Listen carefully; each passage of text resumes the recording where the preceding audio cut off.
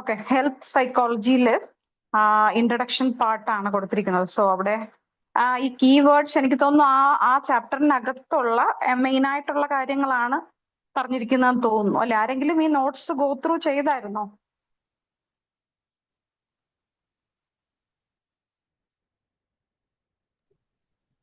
Hello, audible ആണോ? Okay okay. So ഇതാരെങ്കിലും go through ചെയ്തിരുന്നോ ഈ നോട്ട്സ് ഒക്കെ?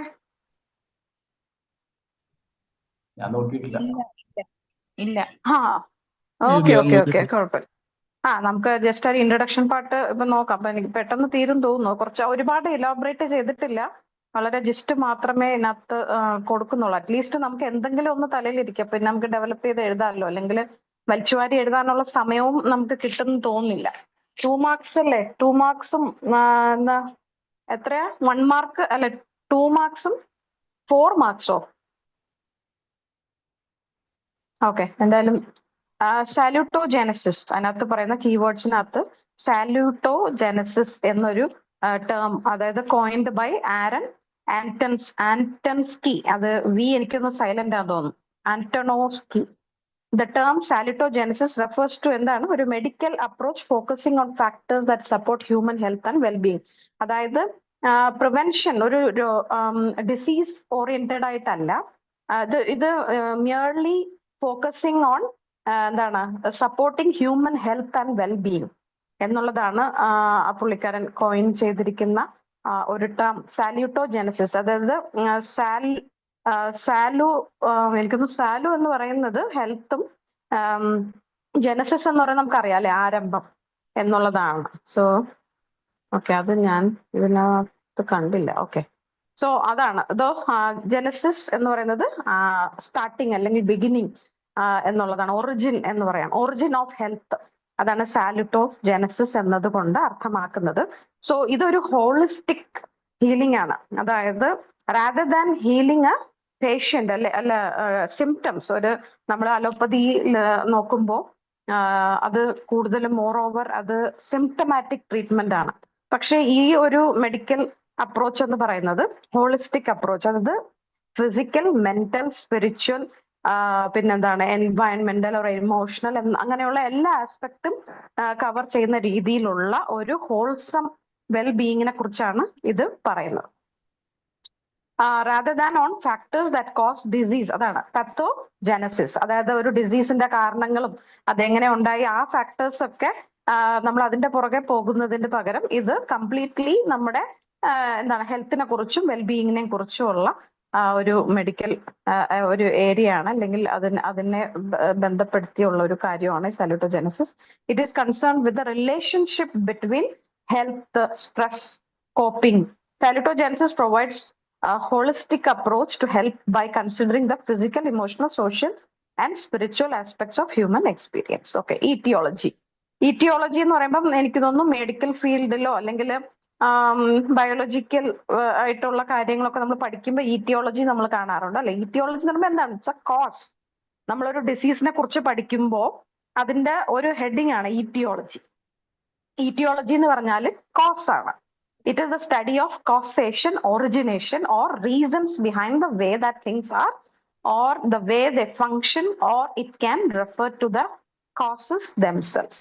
So അപ്പൊ ഈറ്റിയോളജി എന്ന് പറയുന്നത് എന്താണ്? അത് ഒരു എന്തോ ഒരു സംഭവം അതിന്റെ കാര്യകാരണങ്ങളെ കുറിച്ച് പഠിക്കുന്നതിനെയാണ് ഈറ്റിയോളജി, ദ സ്റ്റഡി ഓഫ് കോസേഷൻ. എത്രയും നമ്മളെ മൈൻഡിൽ കയറ്റുക. ഈറ്റിയോളജി എന്ന് പറയുമ്പോൾ തന്നെ എന്ത് ഓർമ്മ വരണം? കോസസ് അല്ലെങ്കിൽ ഒറിജിൻ അല്ലെങ്കിൽ റീസൺസ് എന്നിട്ട് ഓർമ്മ വരണം. സൈക്കോ അനാലിസിസ് എന്ന് പറയുമ്പോൾ തന്നെ നമുക്ക് ആ ടേമിൽ നിന്ന് തന്നെ നമ്മൾ മനസ്സിലാക്കുമ്പോൾ എന്താണ്, സൈക്കോളജിക്കലി നമ്മളൊരു അനലൈസ് ചെയ്യുകയാണ് നമ്മുടെ മൈൻഡിനെ കുറിച്ച്, അല്ലെങ്കിൽ എന്തോ ഒരു കാര്യത്തെ കുറിച്ച് നമ്മൾ കൂടുതലായിട്ട് അനലൈസ് ചെയ്യുന്നതാണ് സൈക്കോ അനലൈസിസ്. പ്രത്യേകിച്ച് അൺകോൺഷ്യസ് മൈൻഡിനെ കുറിച്ച്. കാരണം അല്ലെ, നമുക്കറിയാലോ സിഗ്മണ്ട് ഫ്രോയിഡ് ആണ് കൂടുതലായി ഈ അൺകോൺഷ്യസ് മൈൻഡിനെ കുറിച്ചുള്ള സ്റ്റഡിയൊക്കെ തുടങ്ങി വെച്ചത്. 1890 psycho analysis established in the early 1890s by Austrian neurologist Sigmund Freud. Sigmund Freud Austrian neurologist ആയിരുന്നു. അദ്ദേഹമാണ് ഈ ടേം അല്ലെങ്കിൽ ഈ സൈക്കോ അനാലിസിസ് എന്ന് പറയുന്ന ഈ ഒരു കോൺസെപ്റ്റ് ഇൻട്രൊഡ്യൂസ് ചെയ്യുന്നത്. സൈക്കോ അനാലിസിസ് എന്ന് പറയുന്നത് it's A set of theories and therapeutic techniques അല്ലെ. അപ്പം ഈ അൺകോൺഷ്യസ് മൈൻഡിനെ കുറിച്ച് കുറെ സെറ്റ് ഓഫ് തിയറീസും പിന്നെ അതെങ്ങനെയാണ് തെറാപ്പറ്റിക്കലി എന്തൊക്കെ ടെക്നിക്സ് ആണ് യൂസ് ചെയ്യുക എന്നുള്ളതിനെ കുറിച്ചും അദ്ദേഹമാണ് കൂടുതലായിട്ട് ഇതിനെക്കുറിച്ച് നമുക്ക് വെളിപ്പെടുത്തി തന്നിരിക്കുന്നത്. Which together form a method of treatment for mental disorders. So ഇത് മെന്റൽ ഡിസോർഡേഴ്സിനെ റൂൾ ഔട്ട് ചെയ്യാനൊക്കെ നമുക്ക് സഹായകമായിട്ടുണ്ട്. ഓക്കെ, അടുത്തതായിട്ട് ഓട്ടോണോമിക് നെർവസ് സിസ്റ്റം. നമുക്കറിയാം ഓട്ടോണോമിക് നെർവസ് സിസ്റ്റം എന്ന് പറയുന്നത് എന്താണ്? It's a part of our nervous system. അല്ലെങ്കിൽ നമ്മുടെ മൊത്തം നമ്മുടെ നെർവസ് സിസ്റ്റത്തിനെ നമ്മൾ എത്രയായിട്ട് തരംതിരിക്കുന്നു? Autonomic nervous system, peripheral nervous system, പിന്നെ എന്താണ് സെൻട്രൽ നെർവസ് സിസ്റ്റം, അങ്ങനെയല്ലേ? അതോ ANSന്റെ പാർട്ടാണല്ലോ peripheral nervous system. Okay, so എന്താണ് ANS? Autonomic nervous system. Automatic ആണ് അല്ലെ. നമ്മൾ ഓട്ടോ പൈലറ്റ് മോഡ് എന്നൊക്കെ പറയുന്ന പോലെ ഓട്ടോണോമിക് നെർവസ് സിസ്റ്റം എന്ന് പറയുമ്പോൾ എന്താണ്? ഇൻവോളണ്ടറി ആക്ഷൻസിനെ ഓട്ടോമാറ്റിക്കലി അല്ലെ, നമ്മൾ വിചാരിച്ചിട്ടല്ല നമ്മുടെ ഡൈജഷൻ നടക്കുന്നത്, നമ്മുടെ സ്ലീപ്പ്, നമ്മൾ ഉറങ്ങുമ്പോൾ നമ്മുടെ ഉള്ളിലുള്ള റിപ്പയർ വർക്കുകൾ, പിന്നെന്താണ് നമ്മുടെ ബ്രെയിനകത്ത് നടക്കുന്ന വളരെ കോംപ്ലക്സീവ് ആയിട്ടുള്ള കാര്യങ്ങൾ, നമ്മുടെ ചലനങ്ങൾ, പല നമ്മുടെ അവയവങ്ങൾ, എന്താണ് ഇന്റേണൽ ഓർഗാൻസിന്റെ പ്രവർത്തനങ്ങൾ, മെറ്റബോളിസം, ഇങ്ങനെയുള്ള പല കാര്യങ്ങളും ഇൻവോളണ്ടറി ആയിട്ടാണ് നടക്കുന്നത്. സോ അതിനൊക്കെ നമ്മളെ സഹായിക്കുന്നതാണ് autonomic nervous system. So the part of the nervous system controlling involuntary action. So autonomic എന്ന് പറയുമ്പോൾ തന്നെ ഇൻവോളണ്ടറി നമുക്ക് ഓർമ്മ വരണം. സോ ഇൻവോളണ്ടറി നമ്മുടെ ഹാർട്ട് ബീറ്റ് ചെയ്യുന്നത് എന്താണ്? Such as heart rate and digestion often involve in stress responses. So stress റെസ്പോൺസസിൽ ഒരു മെയിൻ റോൾ ആർക്കുണ്ട്? ഓട്ടോണോമിക് നെർവസ് സിസ്റ്റത്തിനുണ്ട്. സോ അടുത്തതായിട്ട് biofeedback. Biofeedback, a technique where individuals learn to control എന്താണ് ഫിസിയോളജിക്കൽ ഫങ്ഷൻസ്. സോ നമ്മുടെ ചില ഫിസിയോളജിക്കൽ ഫങ്ഷൻസിനെ കൺട്രോൾ ചെയ്യാനായിട്ട് ചില ടെക്നിക്സ് യൂസ് ചെയ്യുന്നു. അതിനെയാണ് ബയോ ഫീഡ്ബാക്ക് എന്ന് പറയുന്നത്. എക്സാമ്പിൾ ആയിട്ട് heart rate or muscle tension.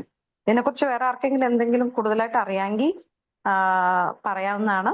ആർക്കെങ്കിലും എന്തെങ്കിലും അറിയോ? ബയോ ഫീഡ്ബാക്ക്, അതായത് by receiving real time feedback from monitoring. Biofeedback. Shalin sir join ചെയ്തോ?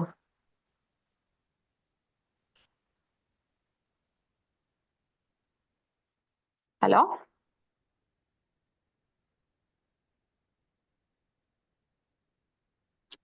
Hello, am I audible?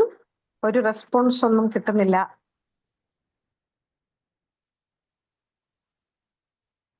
Hello, കേൾക്കാൻ പറ്റുന്നുണ്ട്. Okay okay. ഞാനോർത്ത് ഇനി ഞാനിങ്ങനെ സംസാരിച്ചത് ആർക്കും കേൾക്കുന്നില്ലെന്നോ. Okay, biofeedback. Psycho neuro immunology. നമ്മൾ ആ ടേം തന്നെ നമ്മൾ അത് ഡിവൈഡ് ചെയ്ത് നോക്കുമ്പോൾ പറയാം. സൈക്കോ നമുക്കറിയാം, സൈക്കോളജിക്കൽ ആയിട്ട് നമ്മുടെ മൈൻഡിനെ കുറിച്ച്, നമ്മുടെ ഓർമ്മ, മെമ്മറി, അല്ലെങ്കിൽ നമ്മുടെ മെന്റൽ ഫങ്ഷൻസ്, കോഗ്നിറ്റീവ് എബിലിറ്റീസ്, അതൊക്കെ വരും. ന്യൂറോ എന്ന് പറയുമ്പോൾ നെർവ് ഇൻവോൾവ്മെന്റ് അതിനകത്തുണ്ട്. ഇമ്മ്യൂണോളജി എന്ന് പറയുമ്പോൾ രോഗപ്രതിരോധം. സോ അപ്പൊ 3 സിസ്റ്റം ചേർന്ന് ഇവിടെ വരുന്നുണ്ട്. അപ്പൊ the study of the interaction between എന്തൊക്കെയാണ് നമുക്ക് കാണാതെ തന്നെ അത് പറയാൻ പറ്റും. എന്തൊക്കെയാണ്? സൈക്കോളജിക്കൽ പ്രോസസ്, പിന്നെ nervous system and the immune system അല്ലെ. അപ്പൊ ഈ 3 സിസ്റ്റം കൂടെ ചേർന്ന് ഒരു ഇന്ററാക്ട് ചെയ്യുന്ന ഒരു എന്താണ് സ്റ്റഡിയാണ് സൈക്കോ ന്യൂറോ ഇമ്മ്യൂണോളജി. ഓക്കെ, അടുത്തതായിട്ട് നമുക്ക് ഷോർട്ട് ക്വസ്റ്റ്യനിലേക്ക് പോകുമ്പോൾ discuss how health psychology relates to other disciplines. So health psychology എങ്ങനെയാണ് മറ്റ് ഡിസിപ്ലിൻസും ആയിട്ട് എന്താണ് റിലേറ്റ് ചെയ്യുന്നത് എന്നതിനെ കുറിച്ചാണ്.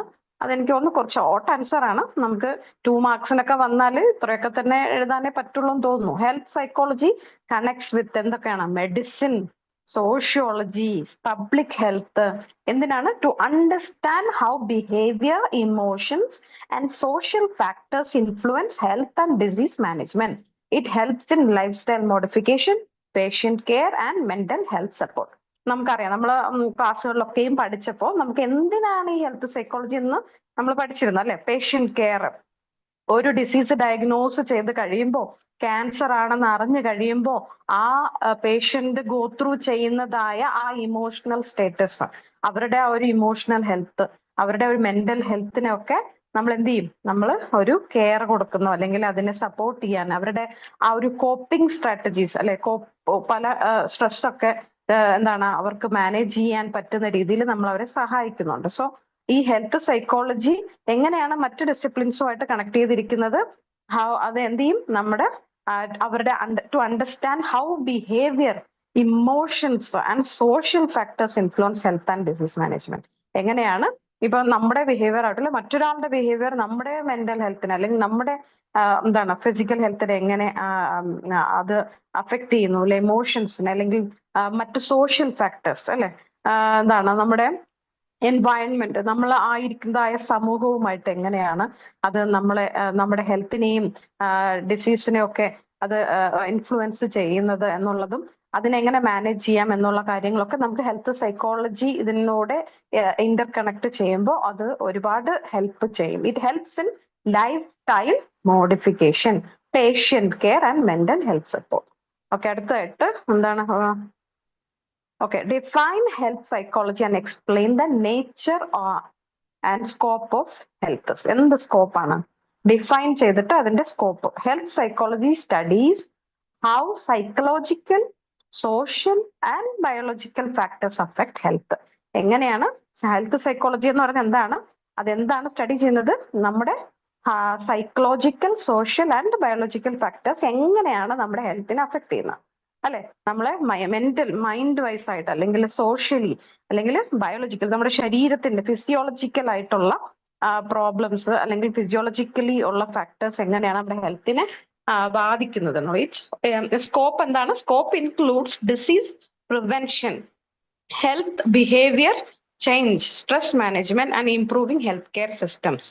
അപ്പൊ എങ്ങനെയാണ് ഹെൽത്ത് കെയർ സിസ്റ്റംസിനെ ഇംപ്രൂവ് ചെയ്യാൻ, മറ്റ് ഇതര ഹെൽത്ത് കെയർ സിസ്റ്റംസിനെ ഇംപ്രൂവ് ചെയ്യാനും പിന്നെന്താ നമ്മുടെ stress management, health behaviour change and disease prevention, ഒരുപാട് ഡിസീസസിനെ പ്രിവെന്റ് ചെയ്യാനും ഈ ഹെൽത്ത് സൈക്കോളജി നമ്മളെ സഹായിക്കുന്നു. അത് തന്നെയാണ് ഇതിന്റെ ഒരു സ്കോപ്പും. ഒരുപാട് സ്കോപ്പുള്ള ഒരു മേഖലയാണ് ഹെൽത്ത് സൈക്കോളജി. അടുത്ത എന്താണ്? What are the aims of health psychology? Write in detail the historical development of health psychology. പക്ഷേ റൈറ്റ് ഇൻ ഡീറ്റെയിൽ എന്ന് ഇത് ഷോർട്ട് ആൻസറിലാണ്. അതെന്തുകൊണ്ട് അവരങ്ങനെ പറഞ്ഞിരിക്കുന്നു എന്ന് അറിയത്തില്ല. പക്ഷെ നമ്മളൊരു വളരെ നമുക്ക് അറിയാവുന്ന രീതിയിൽ ചെറിയൊരു ഷോർട്ട് ഹിസ്റ്ററി കൊടുക്കുന്നത് നല്ലതായിരിക്കും. എനിക്കൊന്ന് ഞാൻ ആദ്യം ക്ലാസ് എടുത്തപ്പോൾ നമ്മൾ ഈ ഹിസ്റ്ററിയെ കുറിച്ച് ഒരുപാട് അല്ലെ നമുക്കറിയാമല്ലോ. പാലിയോ, എന്താണ് നിയോ, പിന്നെന്താണ് അരിസ്റ്റോട്ടിൽ എന്ത് പറഞ്ഞു, അതായത് നമ്മൾ ആ ബ്ലാക്ക് ബൈൽ, എന്താണ് വൈറ്റ്, ബ്ലാക്ക്, യെല്ലോ അല്ലെ, അതിനെയൊക്കെ കുറിച്ചൊക്കെ പഠിച്ചില്ലേ? എങ്ങനെ ആയിരുന്നു പണ്ട്, അതായത് മിഡിൽ ഏജ്, ഇങ്ങനെ ഓരോ കാലഘട്ടത്തിലും 19th സെഞ്ചുറി, അങ്ങനെ ഓരോ സെഞ്ചുറി വയസ്സായിട്ടൊക്കെ നമ്മൾ പഠിച്ചു. പക്ഷെ അതെല്ലാം പറയാനായിട്ട് ഷോർട്ട് ആൻസറിൽ നമുക്ക് പറ്റില്ല. സോ എന്താണ് എയിംസ് ഓഫ് ഹെൽത്ത് സൈക്കോളജി? പിന്നെ ചെറിയൊരു ഹിസ്റ്റോറിക്കൽ ഡെവലപ്മെന്റ് മാത്രമാണ് നമ്മൾ ഇവിടെ കൊടുത്തിരിക്കുന്നത്. എയിംസ് എന്താണ്? The aims of health psychology are to promote well-being, prevent illness, and improve healthcare. Historically, it emerged in the 1970s. എപ്പോഴാണ് ഇത് ശരിക്കും തുടങ്ങുന്നത്? 1970-കളിലാണ്. നമുക്ക് മെയിൻ ആയിട്ട് എന്താണ് ഇത് പ്രൊമോട്ട് ചെയ്യുന്നത്? വെൽ-ബീയിങ് അല്ലെ.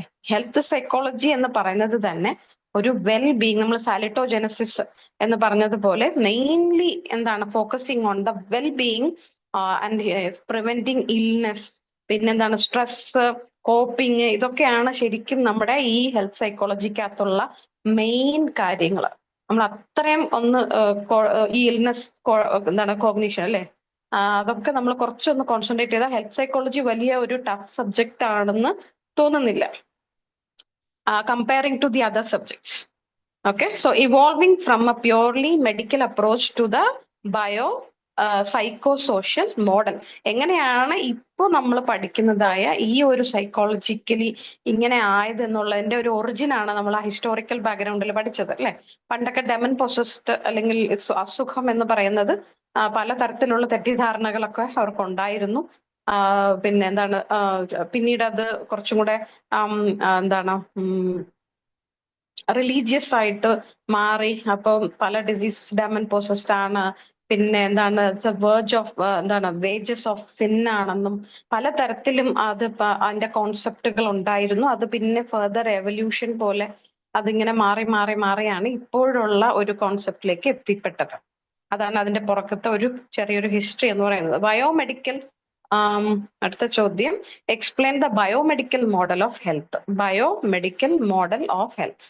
Health psychology studies how psychological, social and biological factors affect health.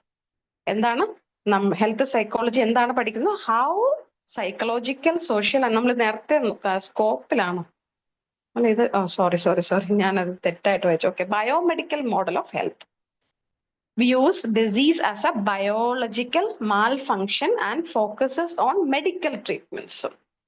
So biomedical എന്ന് പറയുമ്പോൾ പേരിൽ തന്നെ നമുക്ക് മനസ്സിലാക്കാം അല്ലെ, എന്തോ ബയോളജിക്കലി പ്രശ്നങ്ങളുണ്ട്. സോ അതിനെ എങ്ങനെ മെഡിക്കൽ ട്രീറ്റ്മെന്റ്സിലൂടെ അതിനെ എന്താണ് treat ചെയ്യാമെന്നുള്ളത്.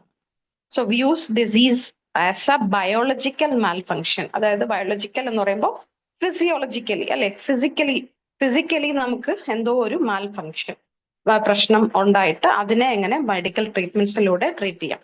It ignores psychological and social influences on health, making it effective for acute illnesses but limited for chronic conditions. പക്ഷേ ഈ ബയോമെഡിക്കൽ മോഡൽ കൊണ്ട് ക്രോണിക് ഇൽനെസസിനെ, അതായത് ലോങ് ടേമിലുള്ള അസുഖങ്ങളെയോ അല്ലെങ്കിൽ മെന്റൽ ഇഷ്യൂസിനെ ഒന്നും ഇത് എന്ത് ചെയ്യുന്നില്ല, ട്രീറ്റ് ചെയ്യുന്നില്ല. ഇത് ഓൺലി ഫിസിക്കൽ. പെട്ടെന്ന് നമുക്കൊരു കോൾഡോ ഇല്ല കോഫോ ഒന്നും ഇതിനകത്ത് സൈക്കോളജിക്കൽ ഒന്നും ഇതിനകത്ത് അപ്ലൈ ആകുന്നില്ല അല്ലെ. ഓൺലി ഫിസിയോളജിക്കൽ, ഓൺലി ബയോളജിക്കൽ ആയിട്ടുള്ള മാൽഫങ്ഷനെ മാത്രം ട്രീറ്റ് ചെയ്യുന്ന ഒരു തരം ഏരിയ ആണ് ബയോമെഡിക്കൽ മോഡൽ ഓഫ് ഹെൽത്ത് എന്ന് പറയുന്നത്. വെറും അക്യൂട്ട് ഇൽനെസ് എന്ന് പറയുമ്പോൾ ചിലപ്പോൾ മെഡിക്കൽ ഫീൽഡ് ഇല്ലാത്തവർക്കാണെങ്കിൽ ചിലപ്പോൾ അക്യൂട്ട്, ക്രോണിക് എന്ന് പറയുമ്പോൾ ചിലപ്പം മനസ്സിലാകാൻ ചിലപ്പോൾ ചാൻസ് ഇല്ല. അക്യൂട്ട് എന്ന് പറഞ്ഞാൽ സഡൻ, അത്രേ ഉള്ളൂ. Acute, sudden. ക്രോണിക് എന്ന് പറഞ്ഞാൽ ലോങ് ടേം, അതായത് ഒരുപാട് നാളുകളായിട്ട് ആസ്തമ അല്ലെങ്കിൽ ഇങ്ങനെയൊക്കെയുള്ള ശ്വാസം മുട്ട് പോലെയുള്ള അസുഖങ്ങളൊക്കെ ക്രോണിക് ഇൽനെസ്സസ് ആണ്. അതേസമയം പെട്ടെന്നൊരു പനി, പെട്ടെന്നൊരു ചുമ അല്ലെങ്കിൽ ഒരു കോൾഡ്, ഇതൊക്കെ അക്യൂട്ട് ഇൽനെസ്സസ് ആണ്. ഓക്കെ, അടുത്ത് explain what your understanding of A healthy person. എന്താണ് ഒരു ഹെൽത്തി പേഴ്സൺ? അന്ന് എനിക്ക് തോന്നുന്നു നിങ്ങളും കൂടെ ഒന്ന് ഇന്ററാക്ട് ചെയ്താലേ ഒരു ഞാൻ ഇങ്ങനെ ഏതാണ്ട് ഒരു ഫോണിൽ നോക്കി തനിയെ സംസാരിക്കുന്ന പോലെ ഒരു തോന്നൽ. സോ എന്താണ് നിങ്ങളുടെ അണ്ടർസ്റ്റാൻഡിങ്ങിൽ what is a healthy person?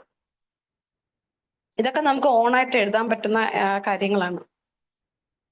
ആർക്കെങ്കിലും ഒന്ന് റെസ്പോണ്ട് ചെയ്യാം? ശരിക്കും ഇത് ക്ലാസ് അല്ല കേട്ടോ, ഇത് ഡിസ്കഷൻ ആയിട്ടാണ് ഞാൻ പറഞ്ഞത് ആദ്യം. ഹെൽത്തി പേഴ്സൺ എന്ന് പറയുമ്പോൾ what do you think about A healthy person? How can you say A person is healthy?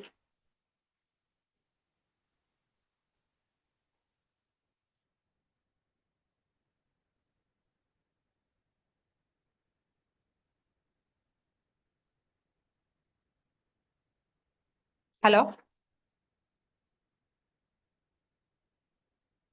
പോയോ എല്ലാരും? എനിക്ക് ആരെയും കാണാനും പറ്റുന്നില്ല, സ്ക്രീൻ ഷെയറിംഗ് ആയതുകൊണ്ട്. Hello madam. ഹലോ.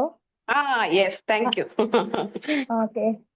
ഐഡിയലി ഒരു ഹെൽത്തി ആയിട്ട് നമുക്ക് അങ്ങനെ പറയാൻ പറ്റില്ല, പക്ഷെ റിലേറ്റീവ്ലി ഹെൽത്തി ആണ് എല്ലാവരും എന്നാണ് എനിക്ക് പറയാനുള്ളത്.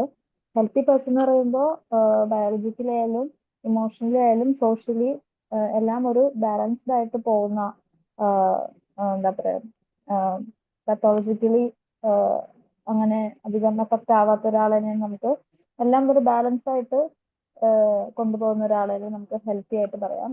ഐഡിയലി ആരും അങ്ങനെ ഹെൽത്തി എന്ന് പറയാൻ പറ്റില്ല, പക്ഷെ relatively all are healthy human being എന്നാണ് എനിക്ക് പറയാനുള്ളത്. Very correct. അതെ, ഇനി ആരെങ്കിലും പേര് കൂടെ പറയണേ ആളിനെ, കാരണം എനിക്ക് സ്ക്രീൻ ഇത് കാണുന്നില്ലല്ലോ. ആരായിരുന്നു ഇപ്പൊ റെസ്പോണ്ട് ചെയ്തത്? ഞാൻ ഡോക്ടർ ബവിത. ഓക്കെ ഡോക്ടർ ഏതാണ്? ഞാൻ ഹോമിയോപ്പതിയാണ്. ഹോമിയോ. ഓക്കെ എറണാകുളത്ത്. ഹോമിയോ. ഓക്കെ. വേറെ ആരെങ്കിലും ഹെൽത്തി പേഴ്സൺ?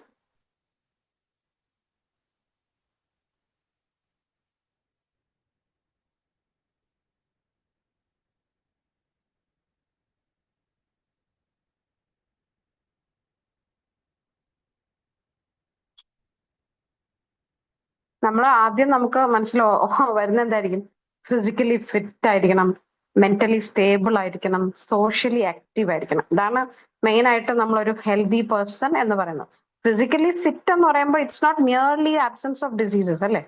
മിയർലി അല്ലെ, just the it's not, health is not just the absence of illness but includes emotional wellbeing and a balanced lifestyle. ഇപ്പൊ ഒരു എന്തോ ഒരു ക്രോണിക് ഡിസീസ് ഉണ്ടായിരിക്കുന്ന ഒരാളായിരിക്കാം, പക്ഷെ അദ്ദേഹം എന്താണ്, അവർക്ക് അവരുടെ കാര്യങ്ങളെല്ലാം ചെയ്യാൻ പറ്റുന്നുണ്ട്, വലിയ പ്രശ്നമൊന്നുമില്ല. പിന്നെ അപ്പൊ നമുക്കൊരു അൺഹെൽത്തി എന്ന് പറയാനായിട്ട് സാധിക്കില്ല. അതേസമയം ഫിസിക്കലി ഫിറ്റ് ആയിരിക്കാം, പക്ഷെ അവരെന്താണ് ചിലപ്പോൾ മെന്റലി സ്റ്റേബിൾ ഒന്നും അല്ലായിരിക്കും. അതുകൊണ്ട് നമുക്ക് ഫിസിക്കലി ഫിറ്റ് എന്ന് പറയുമ്പോൾ അതൊരു ഹെൽത്തി പേഴ്സൺ എന്ന് പറയാൻ പറ്റത്തില്ല. പക്ഷെ നേരത്തെ ഡോക്ടർ പറഞ്ഞ പോലെ മൊത്തം ഒരു ബാലൻസ്ഡ് ഈക്വേഷൻ അല്ലെ. ഒന്നെങ്കിൽ ചിലപ്പോൾ ഫിസിക്കലി കുറച്ച് വീക്ക് ആയിരിക്കാം, പക്ഷെ മെന്റലി സ്ട്രോങ് ആയിരിക്കും. ചിലപ്പോൾ ചിലര് ഫിസിക്കലി ഫിറ്റ് ആയിരിക്കും, മെന്റലി കുറച്ച് വീക്ക്നെസ് ഒക്കെ ഉണ്ടാവാം. സോ കുറച്ച് അവിടെ ഇവിടെയൊക്കെ നെഗറ്റീവ്സും പോസിറ്റീവ്സും ഒക്കെ കാണാം. സോ മൊത്തത്തിനും ഒരു ഔട്ട്കം അല്ലെ, ഔട്ട്കം ഓഫ് ദ പേഴ്സൺ.